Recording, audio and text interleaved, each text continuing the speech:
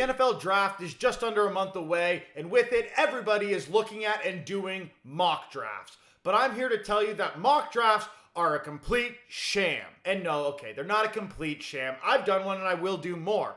But mock drafts are not as accurate as we think they are. And so in today's video, we're going to talk about why mock drafts tend to be fairly inaccurate. But before we get into the video, I want to take a quick second to ask you to please subscribe to the channel, ring the bell for notifications. It really helps us out. If you're a fan of the NFL, you'll love this channel as we release 2 videos every week on the NFL all year round. But with that, let's get back to the video. So the modern NFL mock draft was basically initiated by this man, Mel Kyper. For those of you who don't know who Mel Kyper is, basically he's an NFL draft analyst who made his way into the mainstream media in the late 80s, early 90s by doing mock drafts and becoming an outsider with insider knowledge. What I mean by that is he basically did his own NFL draft scouting reports, he made his own big boards, and he would basically talk to teams and try to finesse who he thought they were going to take and build his own mock drafts off of what those teams told him. And so for the past 30 plus years, Mel Kyper has been releasing annual mock drafts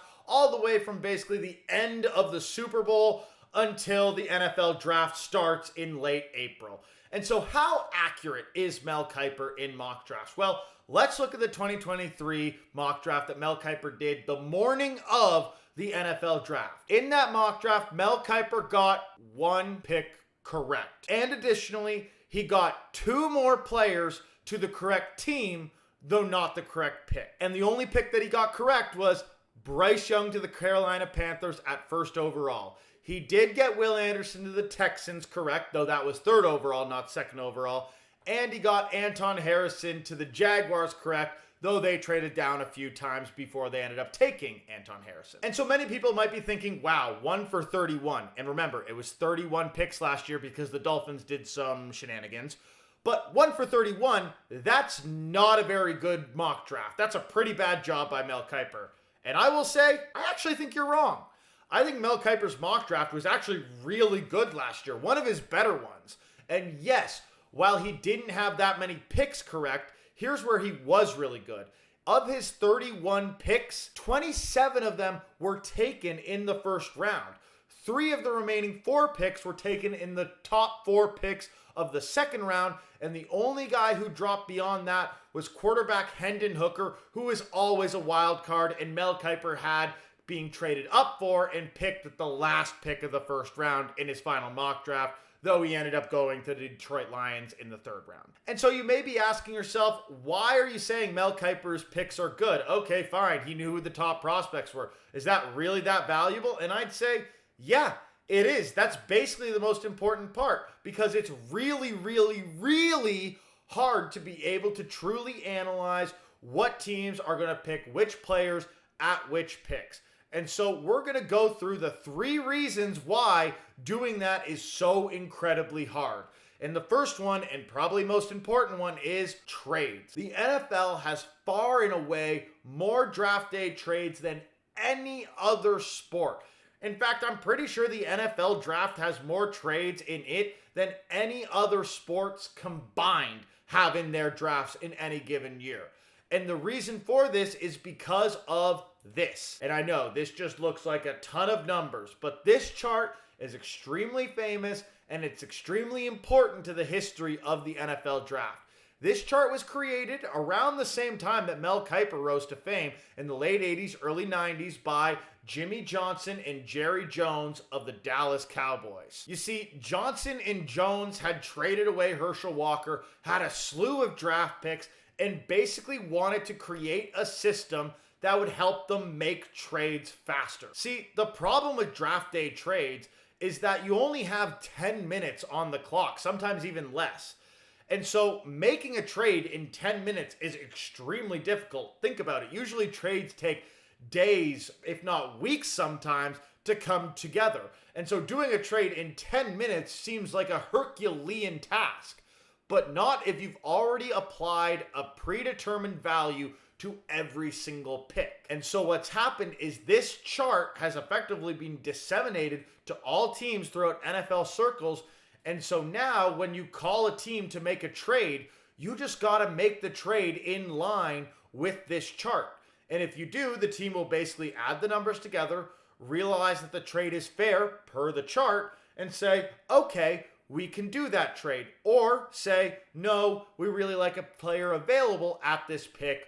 We're not going to do that trade. It makes the decision-making process much easier. And because of the decision-making process being easier, much more trades get made. And trades have the biggest impact on making picks just go wild and crazy and in unexpected ways. For example, let's look at the 2023 draft and how a couple of trades can absolutely throw everything out of control. So in Mel Kyper's mock draft, he had Bryce Young going 1, that's where he went.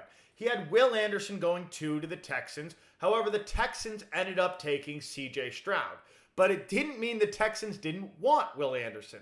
In fact, they traded up to get Will Anderson with the number 3 overall pick. And chances are the only reason they took CJ Stroud over Will Anderson was because they knew by taking CJ Stroud, it would lower the value on the 3rd overall pick because CJ Stroud was no longer available at that pick. And they made this trade with the Arizona Cardinals, a team that was widely expected to trade out of this pick, but Mel Kyper had them trading with the Titans, a team that really needed a quarterback, and ended up taking Will Levis in the 2nd round.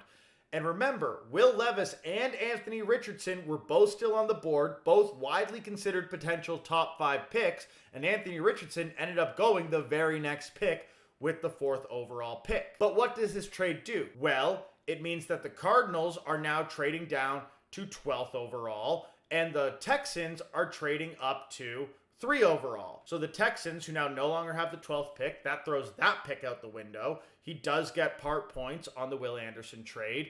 Arizona then ends up trading up with the Lions to take Paris Johnson, a player widely connected to the Arizona Cardinals, but that Mel Kyper had going before the 11th overall pick, which was the Tennessee Titans pick. And so now the Cardinals take Paris Johnson, which means Paris Johnson, projected at 9th to the Bears, doesn't happen. The Bears then trade down to number 10 and take Darnell Wright, the next best offensive tackle on the board. But that means Darnell Wright can't go 13 to the Packers, and so the Packers take Lucas Van Ness, who Kyper had going 11th overall to the Arizona Cardinals. Okay. I know. That was a lot of word vomit, of trades, of everything, but it's just to explain that one trade or one little sequence by the Arizona Cardinals trading with a different team and going up to get a guy throws an entire mock draft out of sorts. None of the picks made 0 sense. The Bears taking an offensive tackle was expected, and they did. The Cardinals liking Paris Johnson wasn't anything new. And the Packers going after a player because they couldn't get their offensive tackle makes a lot of sense. But predicting that the Houston Texans were going to move up to have both the 2nd overall and 3rd overall pick, that was something nobody expected to happen.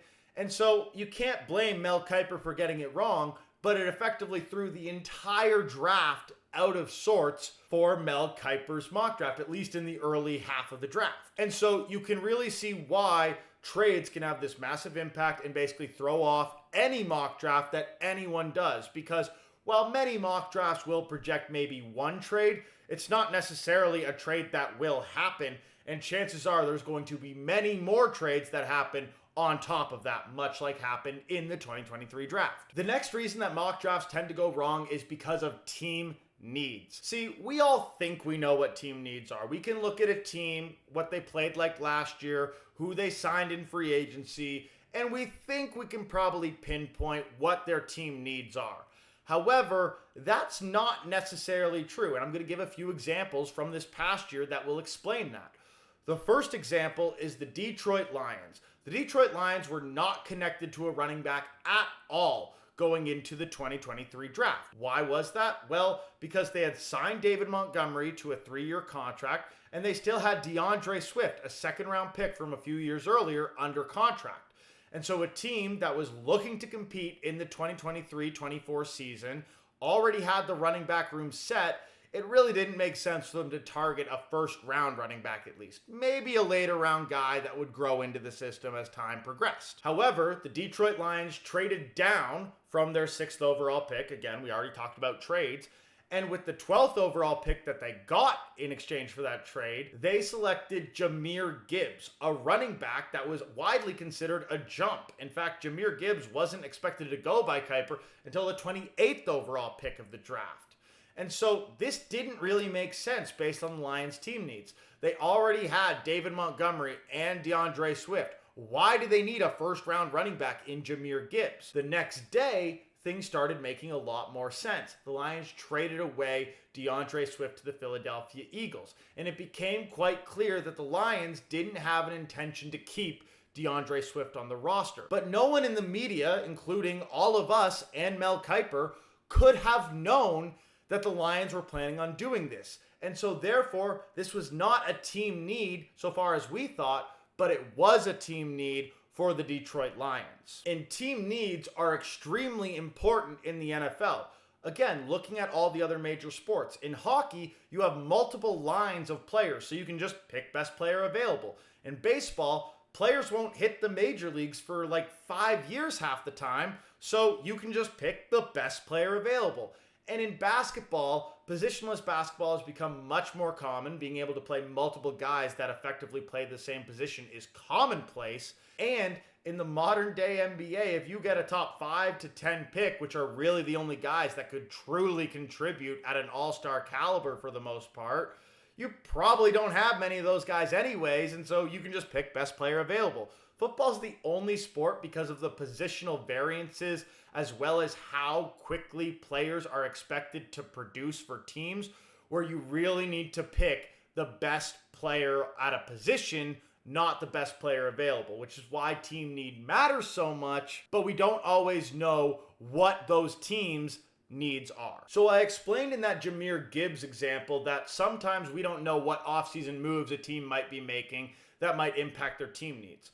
Another example, though, where it's not offseason moves, but what they already have internally that can impact team needs, would be the Dallas Cowboys. The Dallas Cowboys were widely connected to a tight end in the 2023 NFL draft, with almost every mock draft having them taking one in the first round. In fact, the Buffalo Bills literally traded up from one pick behind the Cowboys to one pick in front of the Cowboys to take Dalton Kincaid, the tight end they liked and the first tight end off the board, because they probably felt that the Cowboys were going to take a tight end with their pick.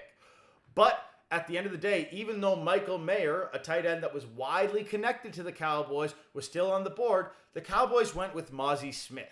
And yes, the Cowboys did end up taking a tight end in the second round, Schoonmaker.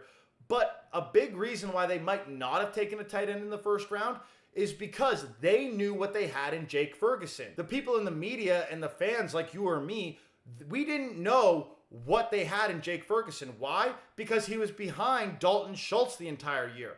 But the Cowboys got to see Ferguson in practice day in, day out, knew this guy was legit, and all of a sudden, come the 2023 season, we all saw, oh, Jake Ferguson's legit. Yeah, the Cowboys didn't need a tight end in the first round, but we all thought they did. And so that's where team needs can really also impact how NFL drafts go down, because we don't see everything that teams see internally. The final thing that really impacts mock drafts versus the actual draft is scouting. There's no doubt that Mel Kyper and other media personnel know college football and know who some of the top prospects are. They do scouting, they know a lot about the game, and they do have pretty decent big boards, as evidenced by the fact that 27 of Kyper's 31 picks were taken in the first round of the actual draft. However, those media outlets don't have the same amount of resources allocated to scouting college players as NFL teams do. Remember, the only incentive for media outlets to do prospect scouting is effectively to make sure that the general public continues to engage with their mock drafts and with their pre-draft commentary in order to maintain the ratings, the viewerships, etc. for their ultimate advertisers. Yes, this may be a little bit of a pessimistic outlook on why they do mock drafts, but at the end of the day, that's why networks do everything to maintain engagement from its users and viewers. Compare that to NFL teams though, and NFL teams have massive incentives to make sure they get the draft right. And so they spend millions upon millions of dollars, each individual team, to build out their own draft board, compared to the media, which builds out one singular draft board that basically everybody else steals from. Mel Kyper builds his draft board, gets some information, and everyone else basically just uses that information, cherry picks it to build their own mock drafts. And so what the problem is while Mel Kyper and others are working from his big board, as well as what they see as teams' needs, the problem is that these teams have completely different big boards. As an example, let's look at the Detroit Lions. We already talked about them a bit before, but they're one of the most interesting cases from the 2023 draft.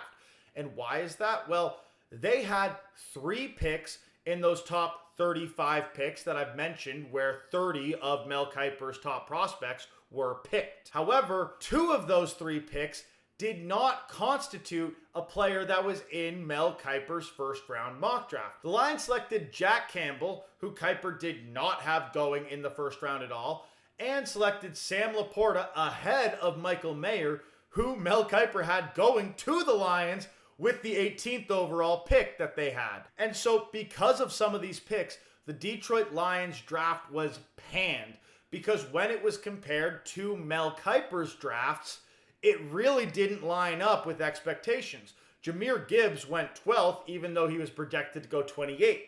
Jack Campbell went 18th, even though he wasn't projected in the first round. And Sam Laporta was picked early in the second round ahead of Michael Mayer, who was a tight end projected in the first round. And so why did the Lions do all this? Well, it's because their big board differed from Mel Kiper's big board. And how did it work out for the Lions? Well, the Lions are widely considered to have had one of the best drafts in the 2023 entry draft. Now, this was not thought at the time, but once we saw these guys play in the NFL, we realized, oh wow, they really work well in the NFL. And that doesn't mean that Mel Kiper's wrong. There's plenty of players who Mel Kyper had picked highly who ended up doing really well at the NFL level. It's just to say that different teams have different big boards from the one Mel Kyper is working off of. And so it's really hard for Mel Kyper to be able to get all these picks right when he's operating off a completely different ranking of players than each individual team is. And so just being able to get the top picks right is pretty impressive, even if the order isn't right. So basically, the moral of the story of this video is that mock drafts tend to be pretty inaccurate, but it doesn't mean they're not useful pieces of information. What mock drafts are great for is identifying who is likely to be the top talent at each position and what potential positional needs teams might have, so long as they don't have someone stashed on their roster we don't know about, or some roster moves coming that we haven't heard about. And so if you take mock drafts with that grain of salt, you can actually get a good amount of information from them while not being disappointed by what your team ends up doing, which a lot of fans end up being, myself being guilty as a Lions fan who hated our draft but now loves it. Either way, that's it for this video. I hope you all enjoyed. Let me know what your thoughts are on the entire mock draft industry and how many mock drafts we all do. And keep tuned for my mock draft 2.0 that's going to come out maybe a week before the NFL draft. But with that, I'll see you all next time. Peace!